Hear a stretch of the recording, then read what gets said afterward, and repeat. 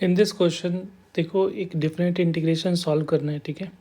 तो जब भी पावर हायर पावर होगा, जब तक लीनियर पावर में कन्वर्ट नहीं होगा तो कॉस और साइन का इंटीग्रेशन पॉसिबल नहीं है, ठीक है।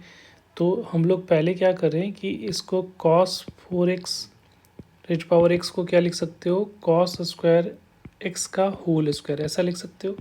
तो इसका जो फॉर्मूला होता है कि हम लोग पढ़े हैं कि 2 cos square x is equal to होता है 1 प्लस कॉस 2x, ठीक है। तो जो पावर होगा लीनियर में कन्वर्ट हो गया, ठीक है। तो इसको हम लोग क्या लिखोगे, 1 plus cos 2x divided by 2, क्योंकि ये 2 नीचे में कॉस स्क्वायर का, इसका होल स्क्वायर लिख सकते हो, ठीक है। तो अब ये क्या हो जाएगा, 1/4 हो जाएगा, ठीक है, ये बाहर आ गया। और ये हमारा 1 का स्क्वायर 1, और ये हो गया cos square 2x plus 2 cos 2x हो गया, ठीक है। अगेन यहाँ पे पावर है तो इसको भी पावर को हटाना पड़ेगा। तो ये 1/4 और ये हो गया 1 प्लस 2 कॉस 2x। अब यहाँ पे कॉस स्क्वायर 2x को क्या लिख सकते हो, सेम ये फार्मूला यूज़ यहाँ पे फिर से करेंगे हम लोग। तो यहाँ पे ये लिखा हुआ है तो ये 1 प्लस 2x है, तो इसका एंगल डबल होगा, x का 2x होता है, तो यहाँ पे 2x होगा, तो ये क्या हो जाएगा, cos 4x हो जाएगा डिवाइडेड बाई 2, ये ऐसा हो जाएगा। अब इसको और सिंप्लीफाई करना चाहते हो तो 1/4, अब यहाँ पे 1 और ये देखो 1/2 इधर ऐड हो जाएगा, तो यहाँ पे 1 प्लस 1/2 ये हो गया कांस्टेंट वाला पार्ट, और ये 2 cos 2x और प्लस 1/2 इंटू कॉस 4x, ये आ रहा है। तो अब इसका इंटीग्रेशन करोगे तो ये cos 4x को इस तरह से हम लोग लिख सकते हो। तो अब इंटीग्रेशन में 1/4 कांस्टेंट बाहर कर दिया, तो ये कितना हो जाएगा, 3/2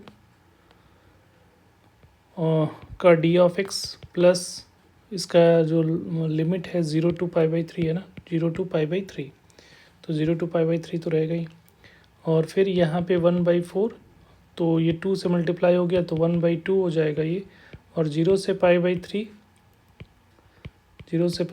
cos 2x का डी ऑफ एक्स प्लस इसको अगर करोगे तो ये कितना आ जाएगा, 1/8 होगा 0 से π/3 cos 4x का डी ऑफ एक्स। अब इंटीग्रेशन इजली हो जाएगा हमारा, तो 1/4 ये क्या हो जाएगा 3/2x, और ये 0 to π/3 प्लस 1/2, और यहाँ पे क्या होगा, साइन का इंटीग्रेशन क्या होता है, सॉरी कॉस का साइन होगा, तो साइन 2x, और x के मल्टीपल में 2 है तो 2 से डिवाइड भी होगा, और ये 0 to π/3 प्लस 1/8, ये क्या हो जाएगा, साइन 4x हो जाएगा, और ये इसके मल्टीपल में 4 है तो 4 से डिवाइड भी करना पड़ेगा आपको, 0 to π/3।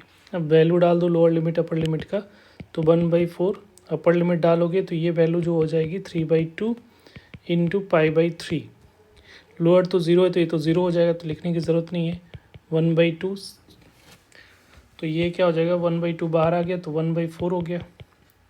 अब ये साइन क्या हो जाएगा, 2 इंटू π/3, और 0 का तो 0 हो जाएगा क्योंकि साइन 0 तो ये 0 हो जाएगा, तो उसके लिखने की ज़रूरत नहीं है। 1/8 तो ये हो गया 1/32, और ये साइन 4 इंटू π/3, और 0 डालोगे तो 0 हो जाएगा। तो यहाँ से ये 3 से 3 ये कैंसिल आउट होता दिख रहा है, तो ये आ रहा है π/8, क्लियर है। और यहाँ पे देखोगे तो साइन 2π का मतलब क्या हुआ, ये 120 डिग्री, तो साइन 120 डिग्री क्यों क्या लिख सकते हो, 180 degree, sine 180 degree minus 60 degree, तो ये हो जाएगा साइन 60 डिग्री। तो साइन 60 डिग्री की वैल्यू क्या होती है, √3/2, तो 1/4 इंटू √3/2 ये हो जाएगा।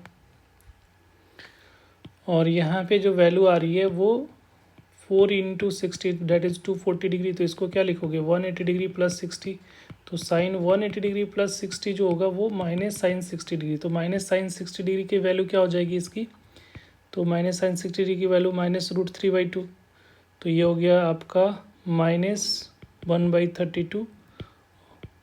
माइनस क्यों आया, क्योंकि यहाँ पे साइन 60 की वैल्यू के इक्वेलेंट है, तो √3/2, ठीक है, ये आ रहा है। तो अब यहाँ पे देखो तो π/8 प्लस 1/8 √3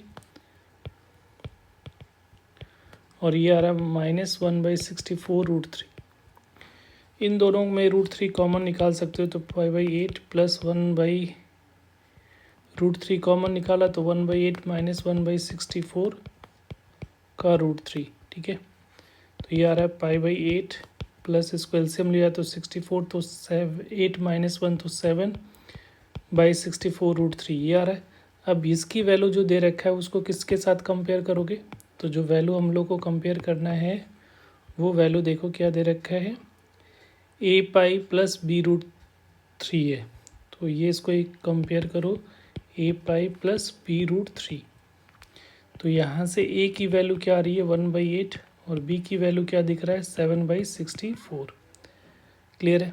तो हम लोग को वैल्यू जो फाइंड करना है वो किसकी वैल्यू फाइंड करना है 9a प्लस 8b का। तो यहाँ पे